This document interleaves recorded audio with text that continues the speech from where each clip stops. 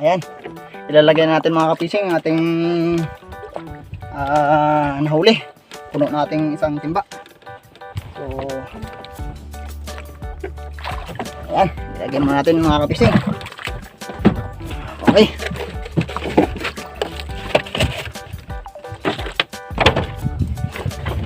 ating huli mga kapising. Yan. Yan mga kapising, ating huli.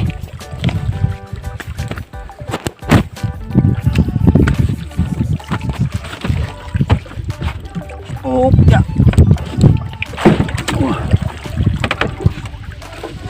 Kapising, ayos. Okay mga kapising, lagyan na natin. Okay. Ayos. Yan ang ating huli mga kapising sa kabilang payaw kanina at saka kahapon. So tsaga-tsaga lang talaga mga kapising.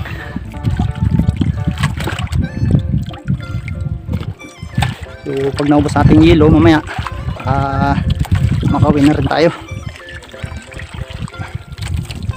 Makarami pa tayong huli, dagdag pa.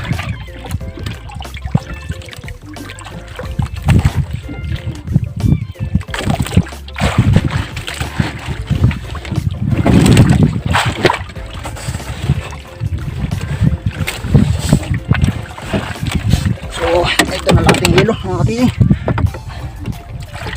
Kailangan kung naglagay tayo ng isda, dapat basagan kagad natin ang yelo para fresh na fresh yung ating isda.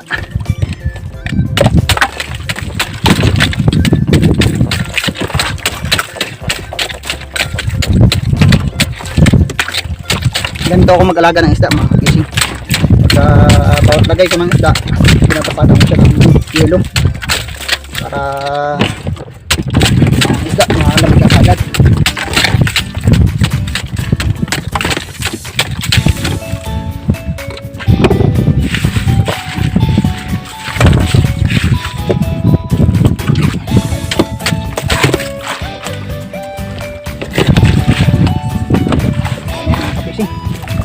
Ulit para may pambasag ulit tayo sa ibang nilagyan natin maya para sakali. So kailangan takpan natin ng plastic na fishing para hindi magsingaw yung lamig. Sayang na yung yelo.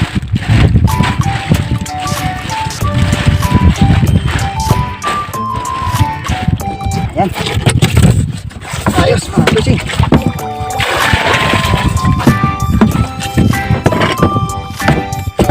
Balik ulit tayo sa unahan ng balsa.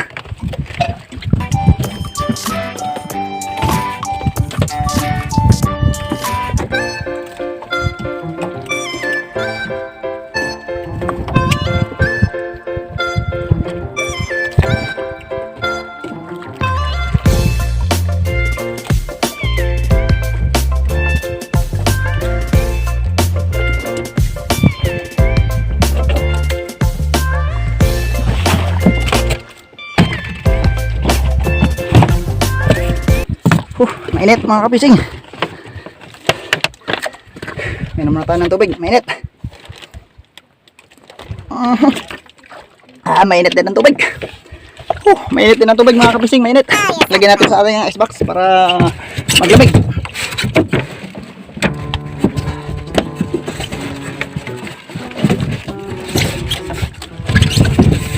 So ayan mga kapising, nilagyan mo natin ang ating tubig sa icebox. Mainit.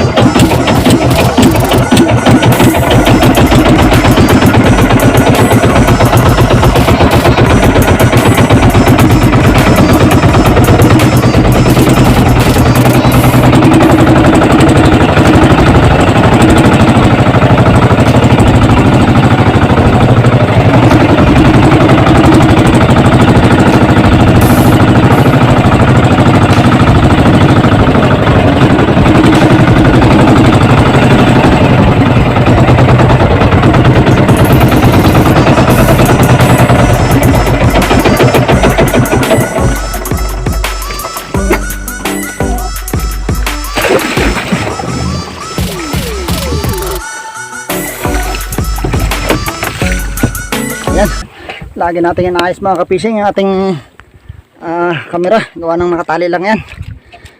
Improvise lang. Gumagalaw-galaw. So, ayan mga kapising. Ayusin ulit natin. Talagang malayo. Okay. Okay na siguro. Ayan. Ayan mga kapising.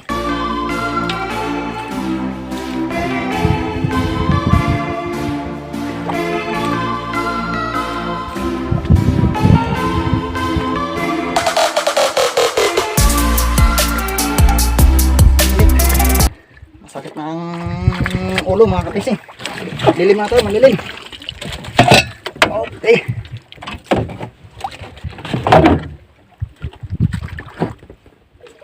Minit sa ating pisto dun sa hulihan. Kasi dapat yung unahan nakaharap ka agad dun sa unahan ng kung saan papunta yung agos, doon papunta ang agos. So dapat yung unahan ng bangka nandun kagad sa unahan para hindi na tayo umikot. Para mabilisan.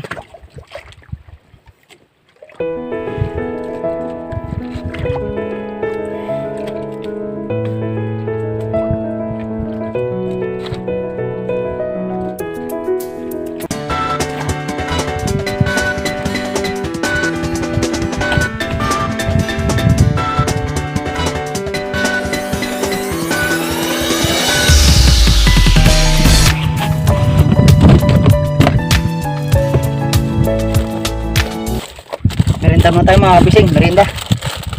Yan, Tiger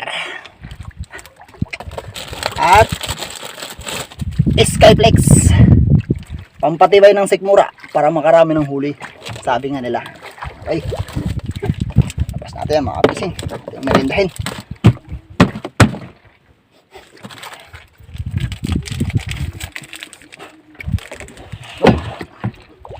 Ang kalat mga kapising. Dapat ipunin natin yan. Huwag natin itapon dito sa dagat. Kasi masyado nang maraming kasama natin na mangingisda na matapon ng kalat sa dagat. So iniiwasan natin yun. Kasi mahirap. Iipon kayo mga kapising ating mga kalat dito sa ating loob ng bangka. Ayan, may basurahan ako dyan sa hulihan. Pagdating ko dun sa tabi, ako sa iniipon, baka sunugin. Dahil mga kapising, dahil.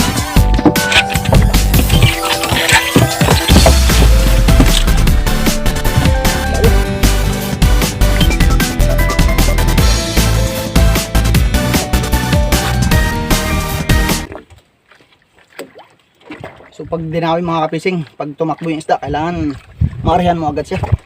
Kasi pag hindi, malalagot. Saka mauunat yung ating kawin. Kasi maliit na yung ating gamit.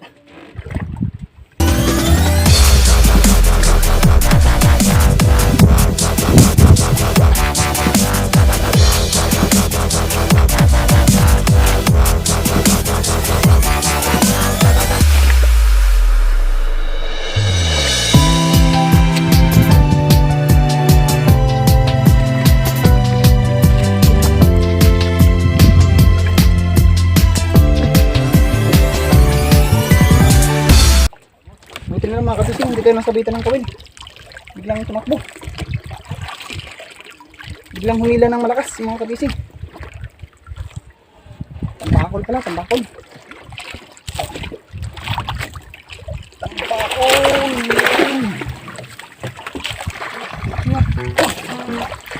Lagot mga kapising, lagot ng ating bato-bato. Nakakatay. Wala na tayong bato-bato mga kapising. Aba ang sinasabi ko. Nalagot. Ay, sinibad ng tamigi. Ay, siya na. Ito na.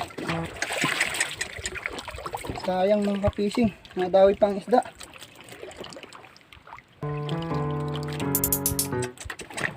Paano kaya ito? sayang mga kapising. So gagawin na lang natin yung isang pinakita ko sa inyo kanina na ginagamit ko. So tatanggalin na lang natin yun para mayroon pa tayong magamit. Sayang din bago tayo umuwi, maaga pa naman. Sayang. Ito mga kapising. Ito. Tatanggalin ko na lang ito. Sakripisyo lang mga kapising. So ito mahirap din sanang gumawa nito. Kaya lang naubusan tayo ng gamit. So mas mahirap kapag hindi tayo nakagawa ng paraan. Kaya dapat makagawa kagad tayo ng paraan mga kapising. Sayang yung dawin ng isda, saka yung panahon kasi nandito na tayo sa laot. So kung anong kailangan gawin na agad natin mga kapising ng mabilisan.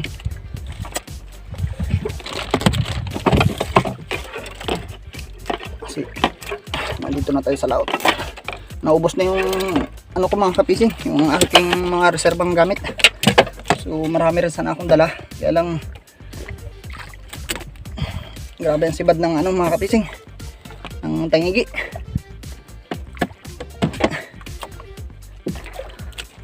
So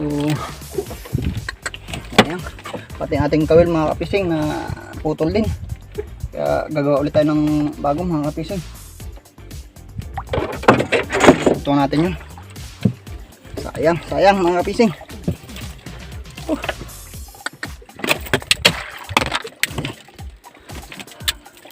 Dito mga kapising kailangan mabilisan kasi sayang yung dawin ng isda, saka ang oras, malakad ang oras mga kapising. So dapat mabilisan, bilos.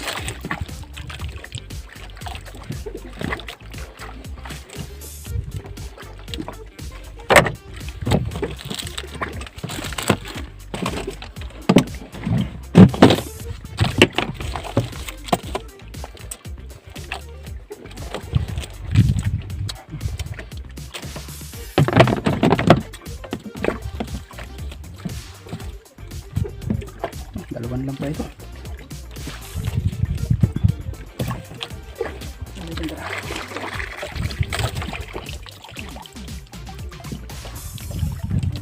Ito. Kaya tama mga kapising. 5 kawil lang. Okay na yan.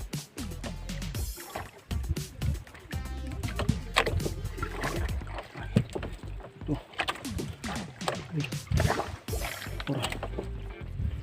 Itong lagot mga kapising sa dulo. Sinibad ng parang sinibad ng tangigi, o di kaya parang napuluputan sa buntot yung isda, tapos pag biglang hila niya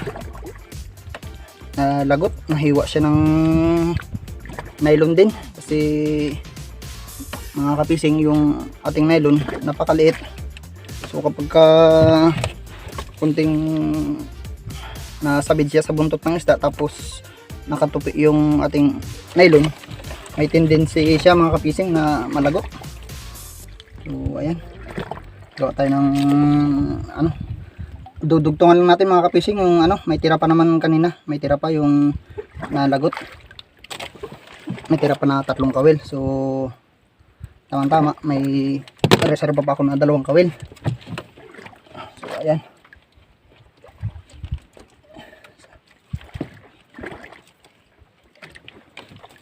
apat na di pa mga kapising kasi tanghaling yun.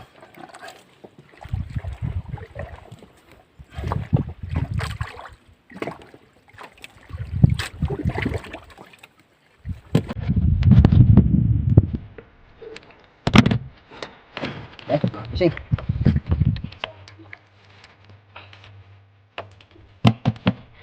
so lalagyan na ulit natin mga kapising yung ating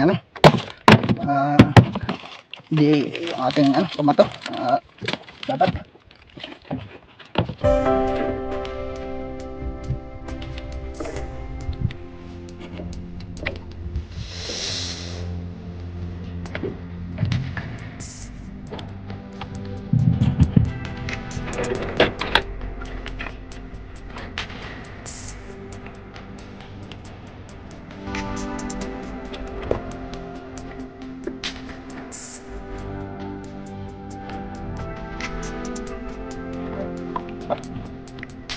Oh. Okay. Fishing.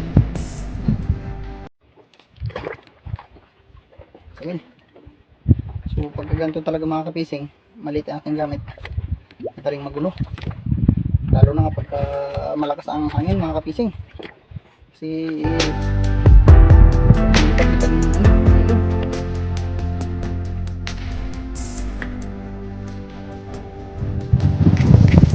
Tuloy ang laban mga kapising. Tuloy. Sana ay huwag malagot na agad. Baka dagdag pa tayo ng ating huli.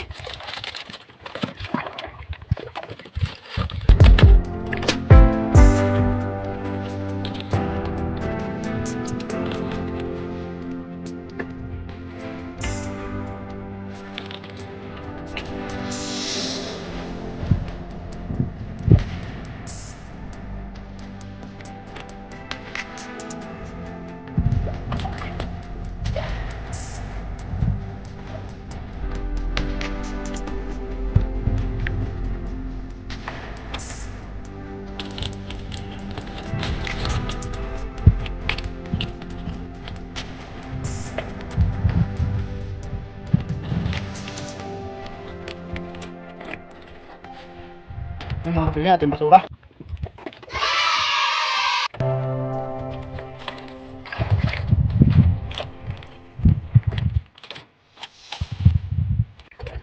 Labi.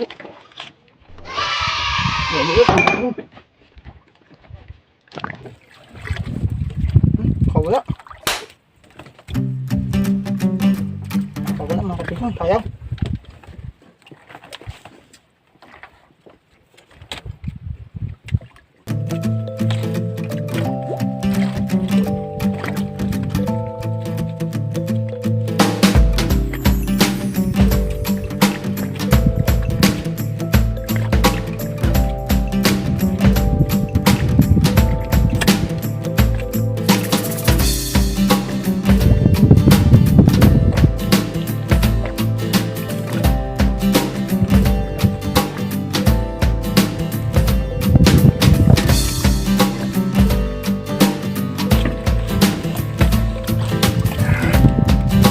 Reflex naman mga kapiling.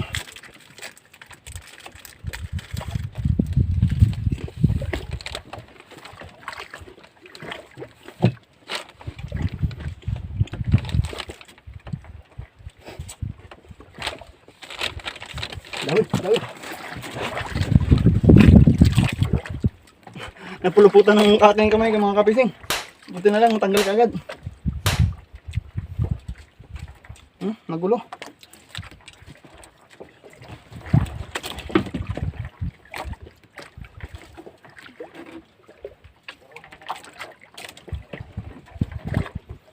Nagulo yung ating nilong mga kapising. Ayan na.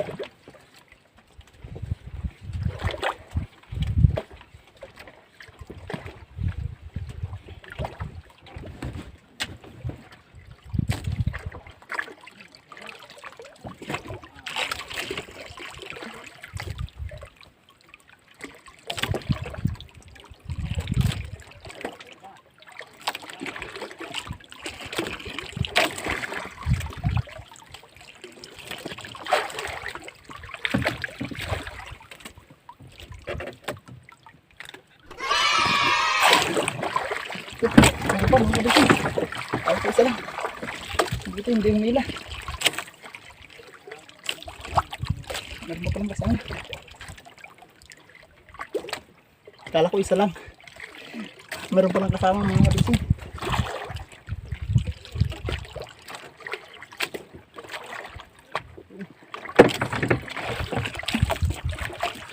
Tampakol.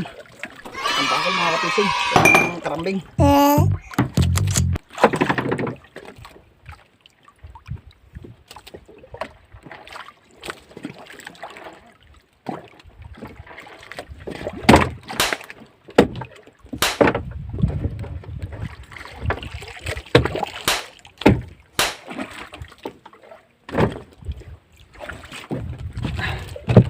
Ayan mga kapusing, bago natin habang maarya, bago natin tatanggalin itong gulo. Ang gulo kanina, buti na lang hindi tayo nasabiran sa kamay. Kung nasabiran tayo, hindi natin natanggal kagad. So may chance na maputol yung ating nylon. Buti na lang mabilis tayo. Natanggal natin kagad yung kulupot sa ating kamay.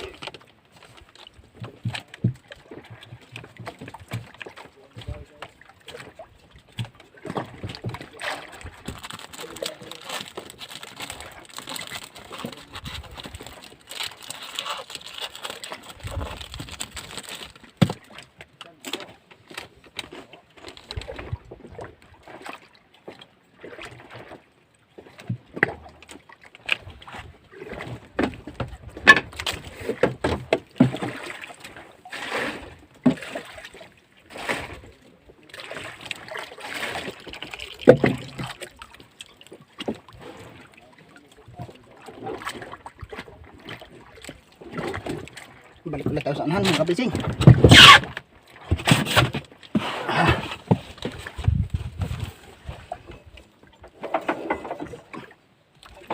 Yan kapising yung payaw. Kapag malapit na tayo sa payaw, nakikita nyo yung payaw mga kapising. So ayan, sa likod mga kapising, ayun. Kapag malapit na tayo sa payaw, kailangan natin bumalik ulit sa unahan. Kasi sa unahan lang yung dawi ng isda.